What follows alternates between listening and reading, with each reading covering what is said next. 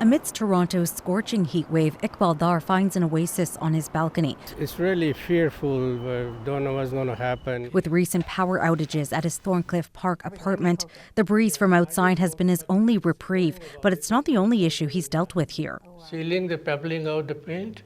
I could fall anytime. Dar is among 100 households across 71, 75 and 79 Thorncliffe Park Drive who've been on a rent strike since May 2023. The water is seeping through and it's really messy. Complained them twice and nobody come and do anything about it.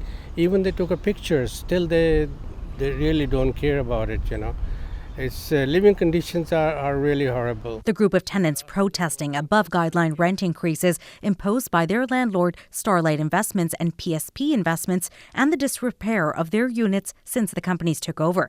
Many of them have been given eviction notices. Residents have been ordered by the Landlord-Tenant Board to pay their rent as proceedings are ongoing between both sides. But many don't feel it's fair considering the condition they're living in. Whenever we ask, can fix it, they do the maintenance very low level, very cheap.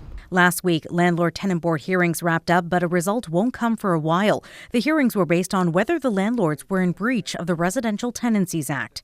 Eventually, the board will look at whether the landlords have the power to evict the tenants. So people are trying to comply with the rules alongside their landlord not complying with their own maintenance obligations. The tenants are continuing to just ask their landlord to sit down and negotiate with them. Atri says what these tenants are going through speaks to the state of housing in this city. We've reached a point where landlords are trying so many strategies to push out longstanding tenants from their buildings that it's come to a point where people have to take these risks to push the board or institutions to take seriously the fact that landlords are exploiting longstanding tenants, are not maintaining buildings the way that they should according to standards. In a statement, Starlight says since acquiring the 3 buildings in 2019, they've invested over $30 million in improvements with a 99.6% maintenance resolution rate. The statement says above-guideline increases were approved by the Landlord-Tenant Board and concerns about potential neglect or displacement are contradicted by the company's investment in the community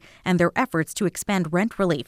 They say a vast majority of residents still continue to pay the rent, including the approved increases. In the meantime, for residents like Dar, he fears where he goes from here. We don't know what's going to happen today, tomorrow, day after, and I hope that things work out and we don't have to leave the place where I've been living in for the last 11 years. Kirthana, Sasitharan, CBC News, Toronto.